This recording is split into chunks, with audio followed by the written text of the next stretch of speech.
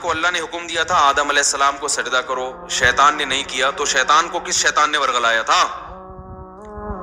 کیا ہو گیا بھائی؟ شیطان کو کسی شیطان نے بولا تھا کہ سجدہ نہیں کرو، یہ مٹی سے بنا اور تمہاری ویلیو گر جائے گی، تم آگ سے بنے ہوئے، تم مٹی کو سجدہ کرو گے تو تمہاری ویلیو ختم ہو جائے گی؟ یہ پٹیاں کس نے پڑھائی تھی؟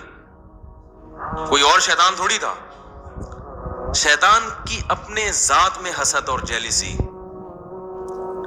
تو انسان دو وجہ سے گناہ کرتا ہے، ایک تو یہ کہ اس کے دل میں خواہشات پوری کرنے کی چاہت اللہ نے ویسے ہی رکھی ہے۔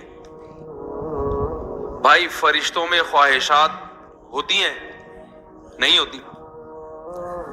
فرشتوں میں نہ روٹی کی خواہش، نہ کوئی اور خواہش، تو اللہ نے انسانوں میں رکھی ہوئی ہیں۔ روٹی بھی چاہیے، صحت بھی چاہیے، گھر بھی چاہیے، گاڑی بھی چاہیے، عزت بھی چاہیے، بہت ساری چیزیں چاہیے کر کے وہ ایک طویل فہرست بنائی ہوئی ہے اس نے۔ تو انسان کی طبیعت ایسی ہے کہ وہ خواہشات کی طرف مائل ہوتا ہے،